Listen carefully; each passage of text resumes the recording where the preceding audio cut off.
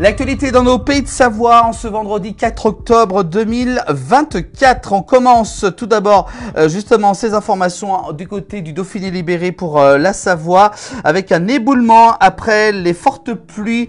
Plus de 50 mètres cubes donc de roches se sont arrachés. Les orages ont arraché les protections dans les gorges de l'Arly en Savoie au niveau d'Ugine. En travaux, la réouverture de la route qui relie la Savoie à la Haute-Savoie est repoussée selon le dernier communiqué du département de la Savoie. On continue avec cette fois-ci le Dauphiné libéré de la Savoie, manifestation du côté de Moutier et également du côté d'Albertville en Savoie, opération escargot des salariés de Niche Fused Alumina sur la RN 190. Ça s'est donc déroulé ce vendredi matin.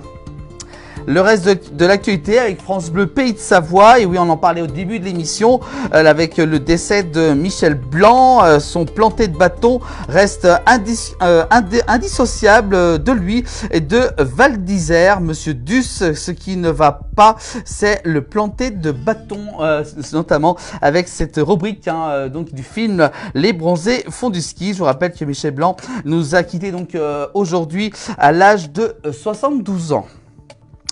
L'actualité, on revient dans nos pays de Savoie, notamment on parle de football avec France Bleu Pays de Savoie avec Ligue 2, où va se dérouler tout à l'heure à 20 h en ce vendredi 4 octobre d'ici une petite heure. Le FC Annecy, invaincu lors des 5 derniers matchs, reçoit le Restart ce soir au Parc des Sports d'Annecy. Le Restart maître à domicile. Le défi du FC Annecy face à un Restart en plein doute selon les derniers résultats. Donc un match à suivre du côté du Parc des Sports à Annecy ce soir dès 20 h.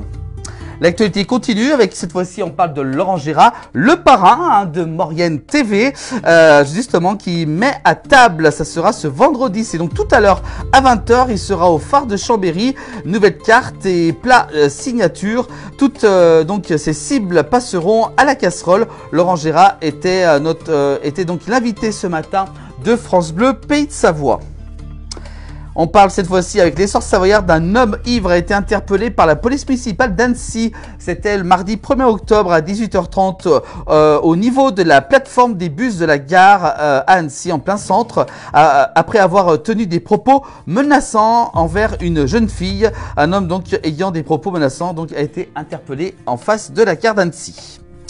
Et puis cette fromagerie Gay, et oui, malheureusement, une page qui se tourne avec la retraite du fromager Pierre Gay. Ça y est, Pierre Gay rend son tablier de fromager, une fromagerie qui se situe dans la rue Carnot. C'est la tête de la fromagerie familiale depuis 1989. Pierre Gay, commerçant emblématique de la rue Carnot, annonce qu'il va passer sa main à un nouveau propriétaire.